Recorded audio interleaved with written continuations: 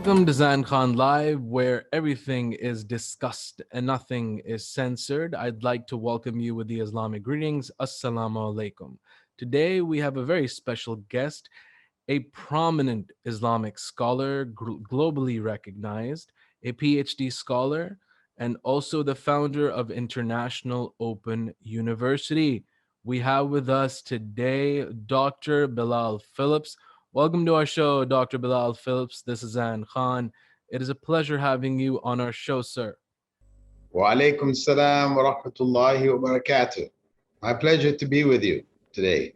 Since the topic of today's program is Yajuj or Majuj, according to Islamic eschatology, the Quran, and say Hadith, I want to get to the first question. Dr. Bilal Phillips, when we talk about Yajuj or Majuj, we hear of the person Zulkernane. Who was Zulkernane? Was he some sort of a time traveler? Was he a warrior?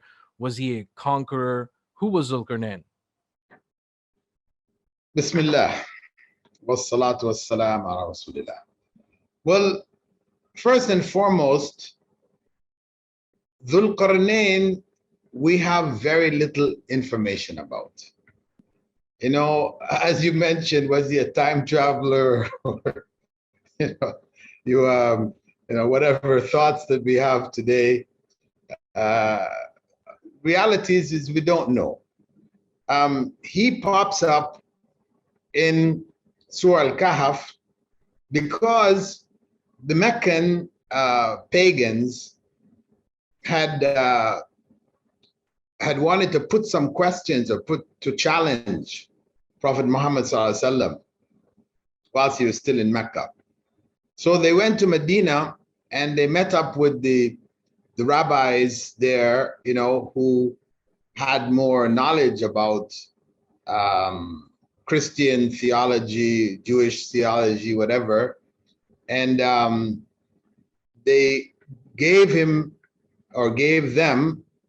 3 questions to ask the Prophet ﷺ, which should, according to them, expose him if he was not for real. So one of the 3 questions was, who was Zulkarnain? And this is what comes up in verse 83 of Surah Al-Kahf that we're supposed to read every Friday, if we're able. There, Allah says in verse 83, وَيَسْأَلُونَكَ عَنْ ذِي الْقَرْنَيْنِ. They ask you about Zulkarnain. Who is the they? The they are the pagan Meccans. Tell them, Allah says, I will recite to you something of his story. So the Prophet ﷺ then went in to explain what Allah revealed through revelation, of the story of Zulkarnain. But who was he in the past and also in the present? Yusuf Ali, he presented in his translation of the Quran, an extensive argument for Zulkarnain being Alexander the Great.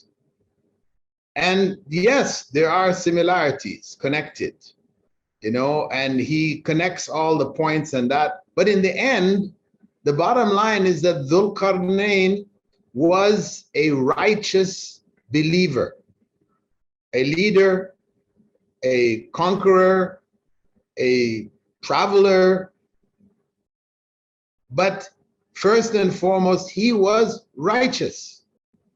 And we see that through all the different steps that he took with the various people that he came across, how he dealt with them, etc.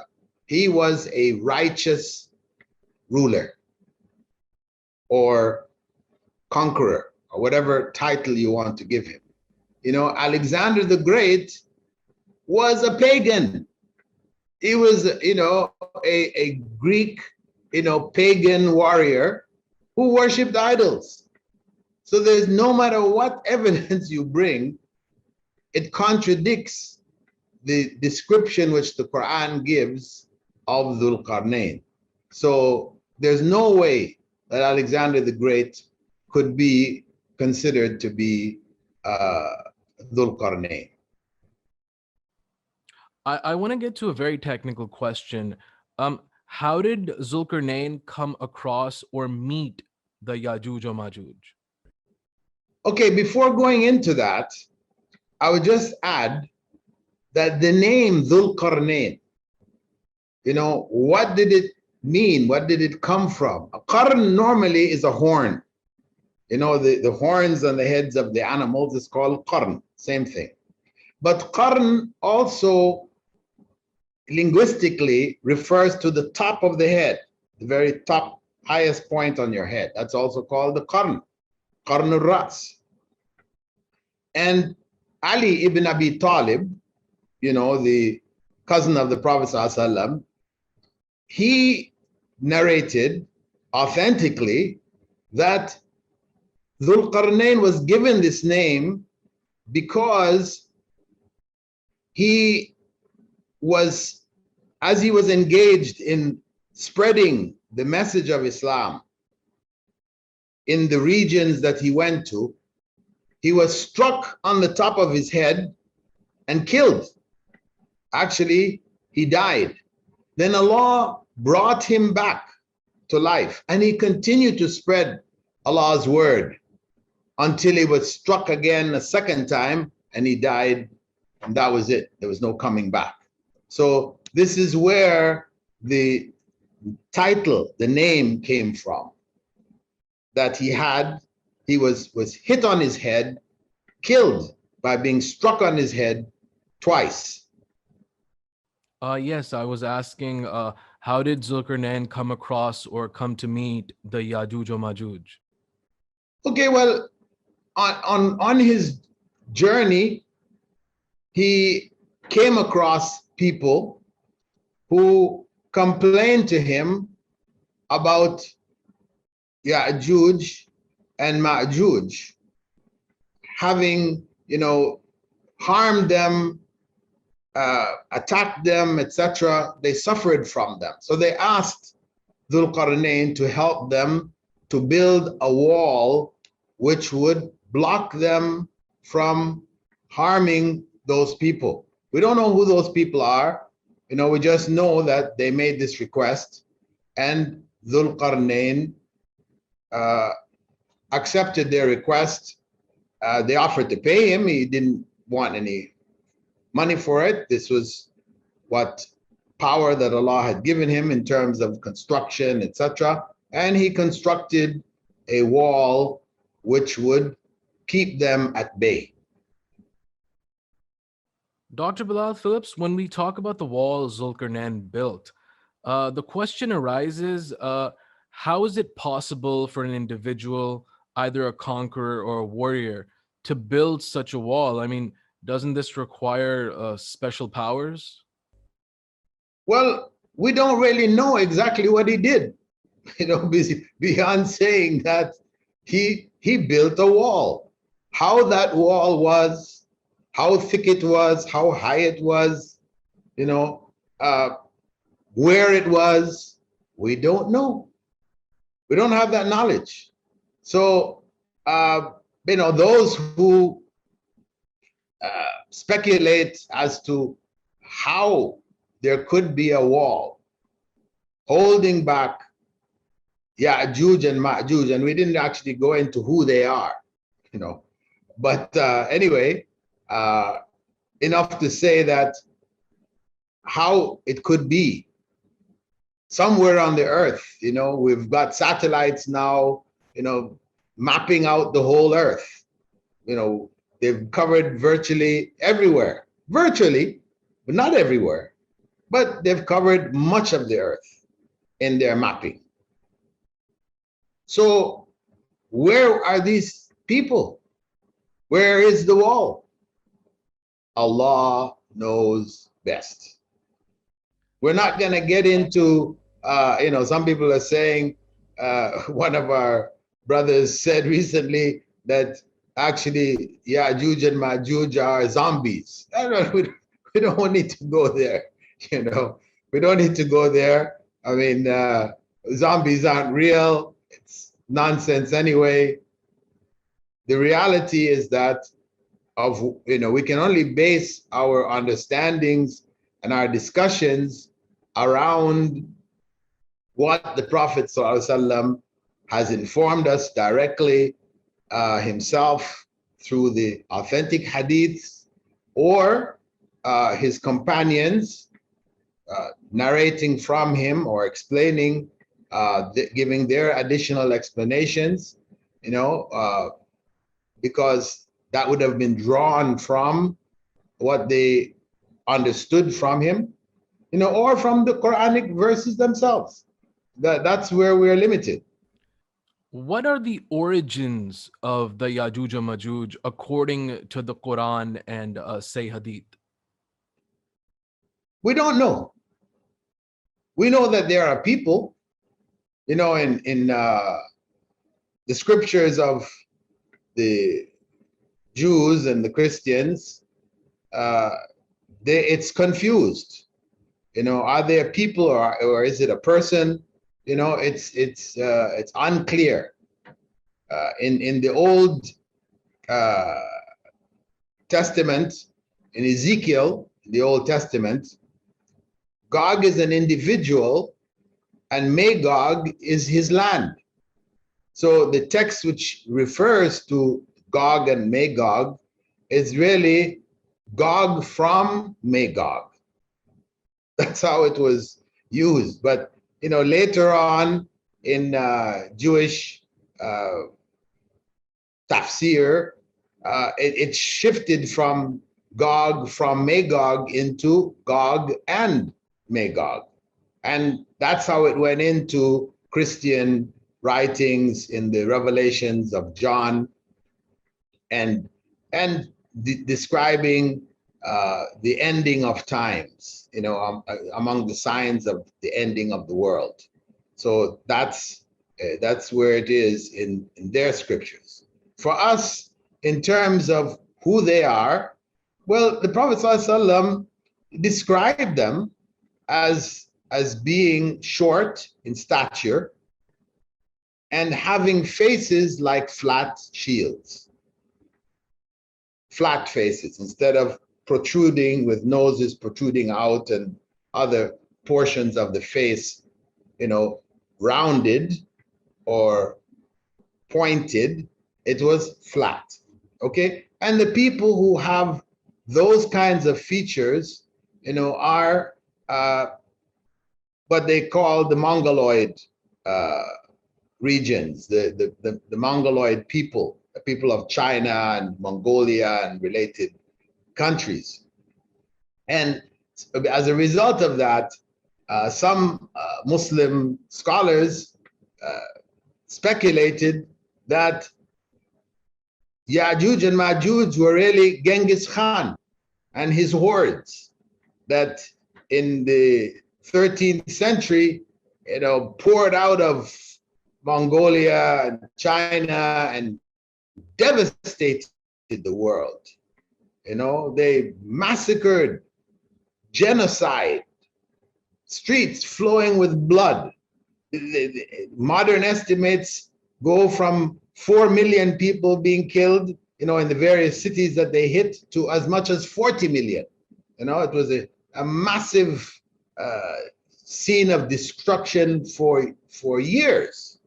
So they concluded that it was the Mongols, Genghis Khan and Hulagu Khan and the others. But reality is that we don't believe that. That contradicts, though at the time the people, might have said, well, who else could it be but them? They're seeing it up front. These flat-faced people were coming and killing them, slaughtering them, burning their cities and everything else. It seemed to make sense. But the point is that Rasulullah ﷺ did describe the times when the Yajuj and Majuj would show up. The Gog and the Magog are coming after Dajjal. Has Dajjal come yet? No. So we know that whoever came at different points in time and did different things of the past, that it was not the Gog and the Magog. The Gog and the Magog come after the killing of Dajjal. Prophet Jesus, the Messiah, will kill the false Messiah, Messiah ad-Dajjal. After killing him and resetting the situation, he will be informed by Allah subhanahu wa ta'ala of the coming of the Gog and the Magog. So if we haven't seen the signs that were coming before them, then know that it hasn't happened. I know you don't like to speculate, but I still want to ask you this question. According to your personal research, and I know, again, you don't like speculating, which direction is the wall of Zulkernane of Yajuj and Majuj? Which direction? As you said, I don't like to speculate, because my speculation is no different from the speculations of others. If you don't have material, clear material to build a premise, as a premise to build a speculation on, then it's just wild speculation.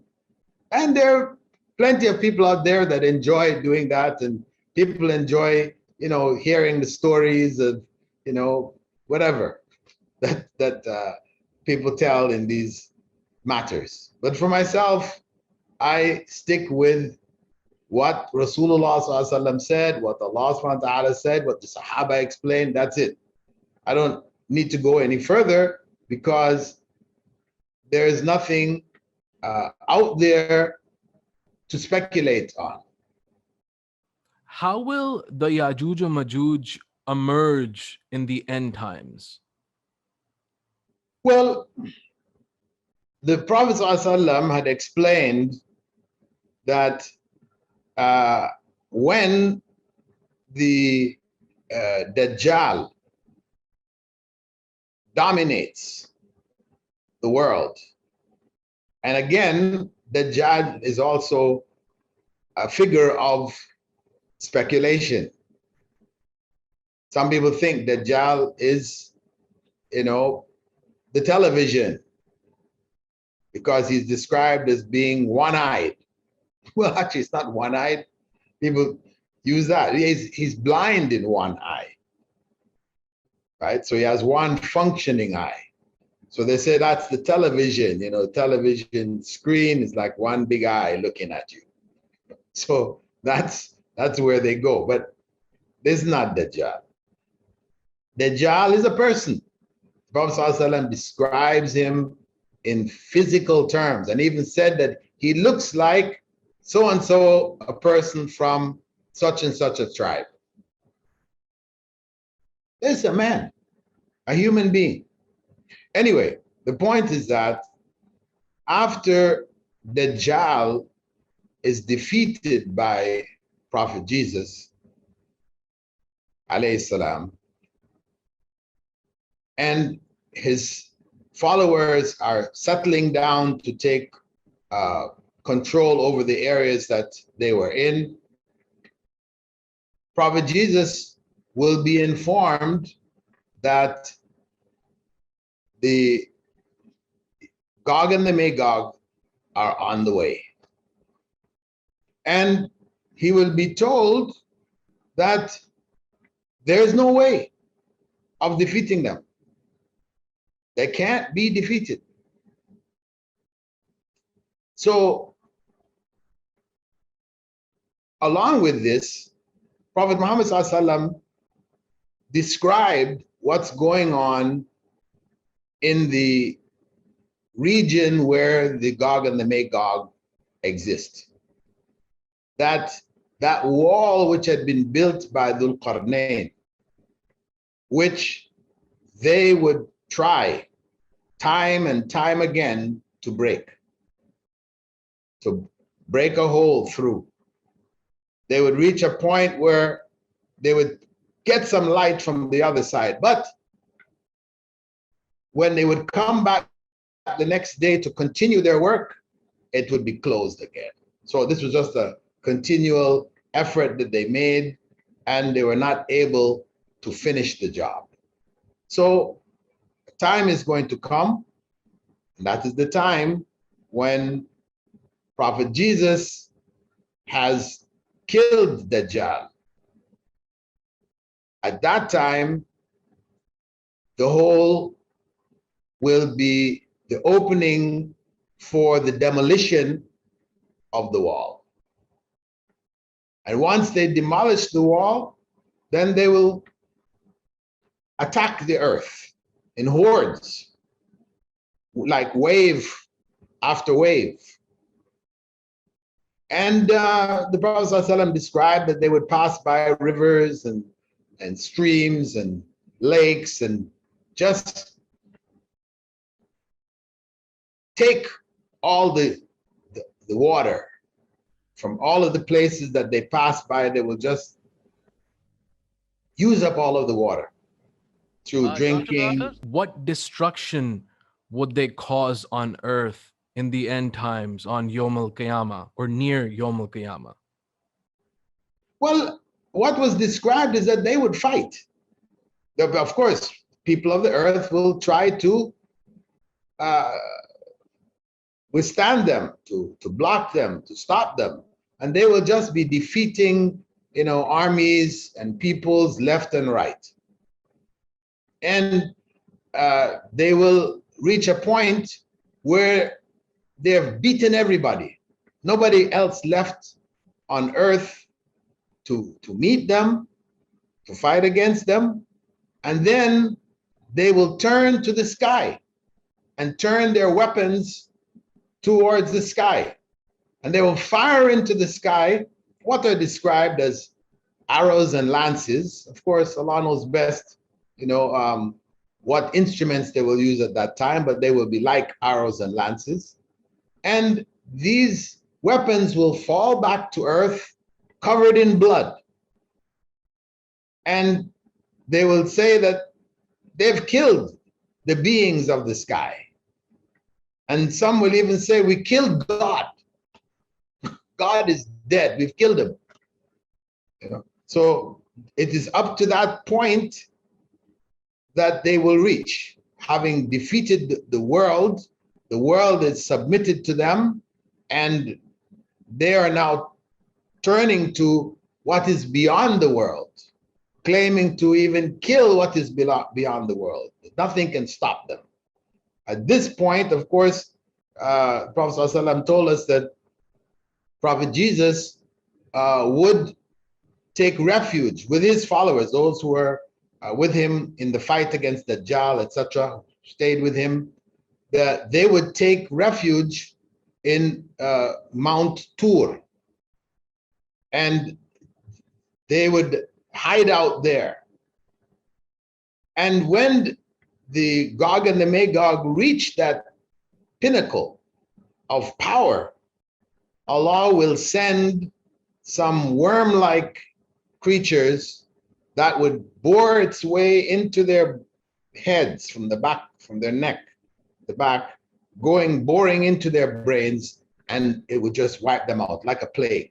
Just hits them, and they die to the last man. That's how they will be defeated, by Allah's command. Human beings were incapable, or other human tribes, nations, etc., were incapable of stopping them. Okay, I don't want to overlap the timelines, but this is a very important question. Will there be a role of Hazrat Isa, may peace be upon him, or Imam Mahdi in defeating the Yajuj and Majuj? Imam Mahdi is way before. I mean, it's before the time of Prophet Isa. He already appeared before the time of Prophet Isa, and his struggle with the armies of the north, east, and west culminates with the time of the return of Prophet Isa. Right? Dajjal is involved in the struggle with Imam Mahdi. So he's from an early period of these various events. But in terms of Prophet Jesus, after the defeat of the Gog and the Magog, then he will rule the earth for a period of time. He will marry, have children, make Hajj, and as ruler of the earth, he will die. He will die on the earth, as all other human beings have done. And at that point, when he dies, then Allah will send a wind.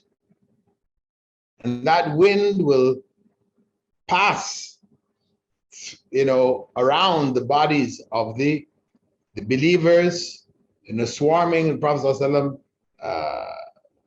described it as passing under their armpits. So, the wind will blow this way and blow that way. And as it passes around and over the bodies of the believers, it will take their souls. So all of the true believers will die at that time. And those remaining living on the earth will be disbelievers. And it is at that point when the angel who is to blow the trumpet or horn for signaling the end of the world, following that process, then the trumpet or horn will be blown. And the processes now that Allah describes in the Quran of the seas boiling over and all the various, sun rising in the west and all these other things will be happening now. The final signs of the last hour, major signs, will end off the world. Dr. Bilal Phillips, I want to get to the last question. I was reading the Quran, and there was a mention of this animal which would emerge from the crust of the earth or from the earth, and it would talk to human beings near the end times. Would you give us a little more information about that and its timeline when it comes to the end times? Yeah, Dabatul Ard, which is described in the Quran. At what point does Dabatul Ard appear? Allah knows best. I can't speak on that because the information on Dabatul Ard is the least.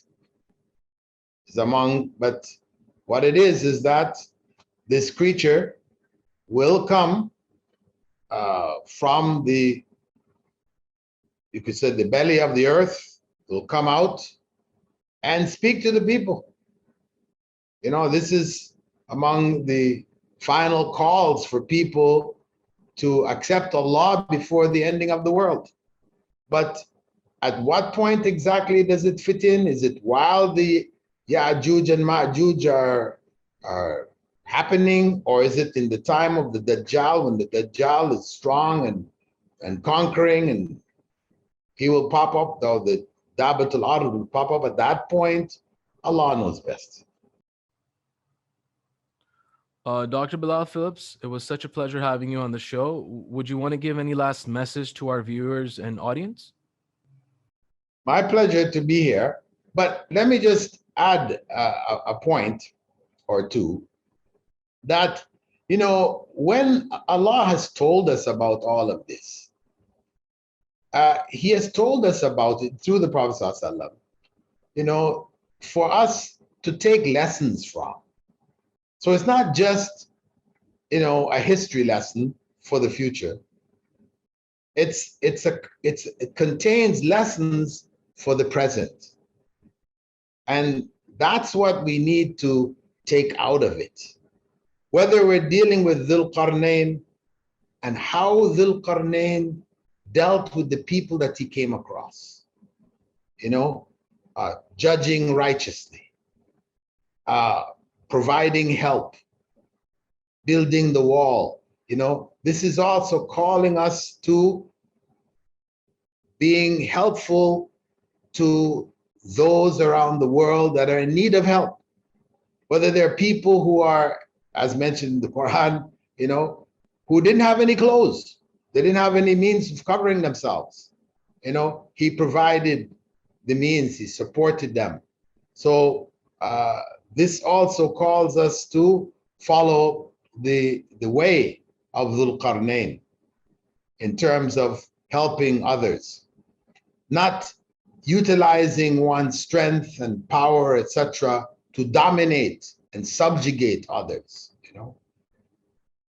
So from that, and from also the story concerning the Gog and the Magog, that those forces of evil won't give up. They will keep going until they finally are destroyed. Don't think that we're going to find paradise in this world. You know, the struggles that we will have to go through, this is the nature of this world. And Prophet Jesus, you know, in spite of who he was and who he is and who he will be with regards to Allah subhanahu wa ta'ala, even he would reach a point where he could not do anything more. Allah is the one. He is Al-Aziz. He is Al-Qawi. He is, you know, all of the attributes necessary to provide protection for human society and to help us out of these various situations. So we should turn to him. Instead of turning to others in this life, you know, whether they're dead or living, seeking help from them when they're not in a position to really help us, you know, we need to direct our prayers as Prophet Jesus did after he and his followers, the forces that were with him, realized that they could not stop the Gog and the Magog. The Gog and the Magog were overpowering the whole earth. But Allah stopped it when the time was right. Or he could have stopped it from the very beginning. So among the lessons that we should also learn from this circumstance, you know, there's a narration from Zainab bint Jahsh in which she related that the Prophet ﷺ had said on one occasion, describing this situation related to the Gog and the Magog. He said, woe to the Arabs from the great evil that has approached them.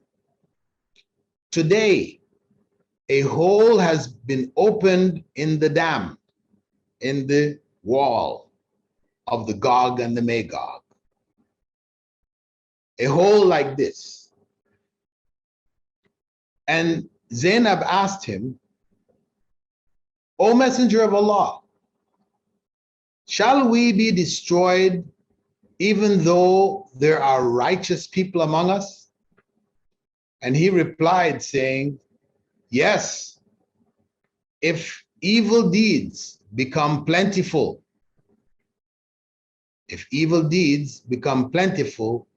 then Allah's destruction can come on people, not just on the evil amongst them, but on all of the people.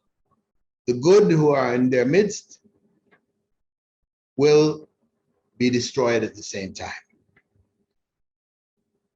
If they do not engage in commanding the good and forbidding the evil, if they remain silent, because why is that destruction coming? Because the good were silent. And silence in the presence of evil is like support of evil. So there is in the message also this uh, message from the story or the history of the future to come, which the Prophet ﷺ has given us and Allah gave us in the Quran, that we do have a duty to uphold the good and prohibit the evil. Kuntum khayra ummatin ukhrijat linnas. Allah described us as the best nation raised up from the masses of the earth, because we command the good and we prohibit the evil. So there is a message in this also, that we have to continue to call for the good and prohibit the evil till the last breath that we take.